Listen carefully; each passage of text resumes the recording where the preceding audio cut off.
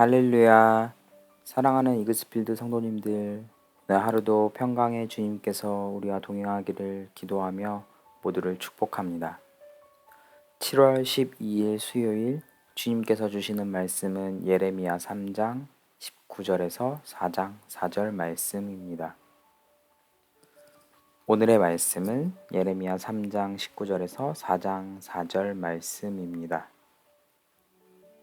내가 말하기를 내가 어떻게 하든지 너를 자녀들 중에 두며 허다한 나라들 중에 아름다운 기업인 이 귀한 땅을 내게 주리라 하였고, 내가 다시 말하기를 너희가 나를 나의 아버지라 하고 나를 떠나지 말 것이니라 하였노라. 그런데 이스라엘 족속아, 마치 아내가 그의 남편을 속이고 떠나감 같이 너희가 확실히 나를 속였느니라. 여호와의 말씀이니라. 소리가 헐벗은 산 위에서 들리니 곧 이스라엘 자손이 애곡하며 간구하는 것이라. 그들이 그들의 길을 굽게 하며 자기 하나님 여호와를 잊어버렸음이로다. 배역한 자식들아, 돌아오라. 내가 너희의 배역함을 고치리라 하시니라. 보소서, 우리가 주께 왔사오니 주는 우리 하나님 여호와이심이니이다. 작은 산들과 큰 산 위에서 떠드는 것은 참으로 헛된 일이라. 이스라엘의 구원은 진실로 우리 하나님 여호와께 있나이다. 부끄러운 그것이 우리가 청년의 때로부터 우리 조상들의 산업인 양떼와 소떼와 아들들과 딸들을 삼켰사온즉 우리는 수치 중에 눕겠고 우리의 치욕이 우리를 덮을 것이니, 이는 우리와 우리 조상들이 청년의 때로부터 오늘까지 우리 하나님 여호와께 범죄하여 우리 하나님 여호와의 목소리에 순종하지 아니하였음이니이다. 여호와께서 이르시되, 이스라엘아, 내가 돌아오려거든 내게로 돌아오라. 내가 만일 나의 목전에서 가증한 것을 버리고 내가 흔들리지 아니하며 진실과 정의와 공의로 여호와의 삶을 두고 맹세하면 나라들이 나로 말미암아 스스로 복을 빌며 나로 말미암아 자랑하리라. 여호와께서 유다와 예루살렘 사람에게 이와 같이 이르노라. 너희 묵은 땅을 갈고 가시덤불에 파종하지 말라. 유다인과 예루살렘 주민들아, 너희는 스스로 할례를 행하여 너희 마음 가죽을 베고 나 여호와께 속하라. 그리하지 아니하면 너희 악행으로 말미암아 나의 분노가 불같이 일어나 사르르니 그것을 끌 자가 없으리라. 아멘. 예레미야 선지자는 앞 구절에 이어서 남유다 백성들에게 형벌과 회복을 선포합니다. 독특한 것은 19절에서 비유되는 표현에 변화가 생겼다는 점입니다. 사실 예레미야 3장 앞 구절에서 회개를 이야기할 때 우리 하나님은 아버지로 드러나고, 또한 우리 이스라엘 백성들은 그 자녀로서 표현되곤 합니다. 예레미야 3장에서는 계속해서 하나님과 이스라엘 백성들 사이의 관계를 결혼 관계로 빗대어 왔습니다. 19절에서부터는 그 관계가 회개의 관계로 드러나면서 아버지와 아들의 관계로 바뀝니다. 결혼 관계만큼 명확히 남유다 백성들의 상황을 드러내기에 효과적이었던 방법이 이제는 아버지와 아들의 관계를 통하여서도 이스라엘 백성들의 잘못과 회개를 보여주고자 합니다. 예레미야 선지자는 안타깝지만 하나님의 심판을 자신의 백성들에게 선포해야만 했습니다. 그러나 하나님은 자신의 백성들의 회개를 기다리셨고, 예레미야 선지자 역시 자신을 포함한 모든 이스라엘 백성들이 하나님의 은혜를 힘입어 주님께 돌아가기를 소원했습니다.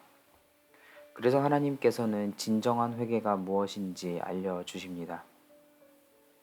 오늘 본문 말씀을 둘로 나눠보면 사실 오늘 본문 말씀은 예레미야 3장과 4장 두 부분으로 나뉘어져 있습니다. 예레미야 3장의 마지막 부분은 하나님께로 돌아오길 바라는 하나님의 마음과 하나님께 돌아오겠다는 이스라엘 백성들의 그 생각과 이야기가 담겨 있습니다. 또한 예레미야 4장의 첫 부분, 이 부분은 하나님께서 알려주시는 진정한 회개에 대해서 전하고 있습니다. 이전까지는 사실 예레미야 선지자를 통해서 주로 심판의 메시지가 선포되었습니다. 그러나 예레미야 3장에서부터 이제 하나님의 그 기다림의 메시지 또한 같이 선포되게 됩니다. 그래서 이스라엘 백성들의 죄는 호세아 선지자가 전했던 툴과 같은 결혼에서의 간음죄로도 잘 표현되어져 왔습니다. 그런데 이제는 돌아온 탕자와 같은 아버지와 아들의 비유가 등장하기 시작합니다. 이 세상에서 자녀를 포기할 부모는 아무도 없을 겁니다. 남유다 백성들에게 부모와 자녀의 관계는 뗄래야 뗄 수 없는 관계였습니다. 아버지의 하나님이 자신들의 하나님이 되어 하나님의 복이 대를 거쳐서 전해지며 자녀 양육을 어머니를 통해서 받게 되던 그러한 이스라엘 백성들에게 자녀가 멀리 떠나갔다가 돌아온다고 함에도 불구하고 그것을 수용하지 않고 포기한다는 것은 절대로 상상할 수도 없었던 일이었습니다. 이스라엘 백성들은 비록 하나님 앞에서 우상 숭배와 같은 심각한 죄를 지었지만 다시금 유일신인 하나님만 섬기려고 합니다. 하나님은 그들의 아버지로 이렇게 돌아오는 자신의 자녀 이스라엘 백성들을 버리지 않으시고 사랑으로 끌어안아 주십니다. 요시야 왕이 다스리던 그때에 제위에서 했던 일들 중에 하나, 그 중에 가장 중요한 것은 종교개혁입니다.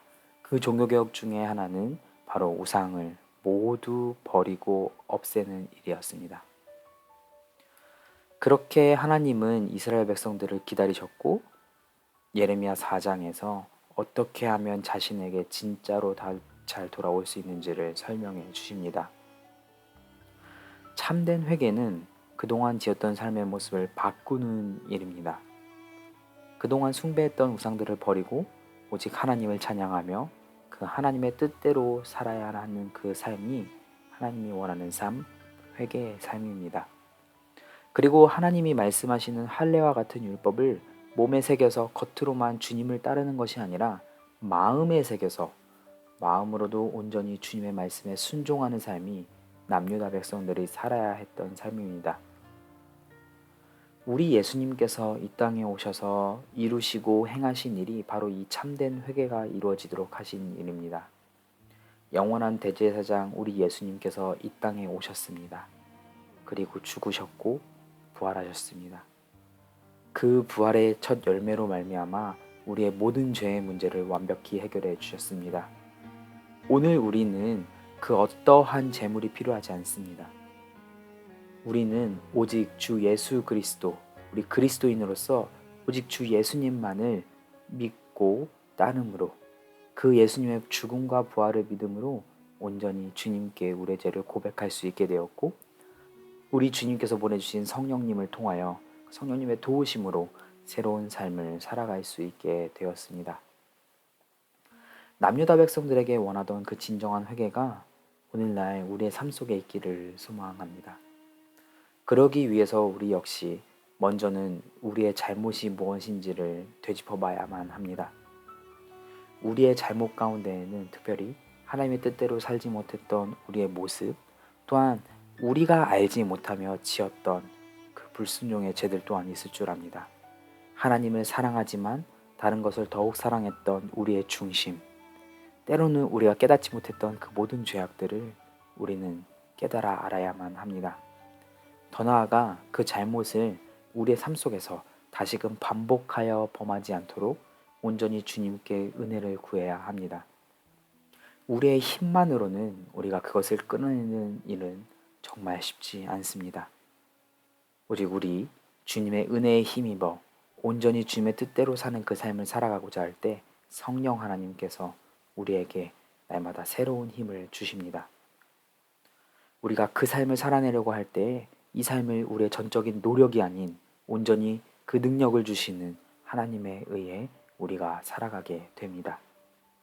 오늘 하루 우리를 위해 일하시고 우리를 날마다 기다리시는 주님께 한 발짝 더 다가가 회개의 삶으로 그 모든 삶을 주님께 영광으로 올려드리는 에이스필드 교회 모든 성도님들 되시기를 주님의 이름으로 축복합니다. 기도하겠습니다. 하나님, 우리에게 회개의 영을 부어주셔서 참으로 감사합니다. 주님께 돌이킬 수 있도록 은혜 내려주셔서 또한 감사합니다. 오늘 하루 주님의 은혜로 회개하는 삶을 살 수 있게 하여 주시옵소서. 우리 주 예수님의 이름으로 기도합니다. 아멘. 오늘 수요일도 주님께서 주시는 새 힘으로 회개의 삶을 살아가기를 주님의 이름으로 축복합니다.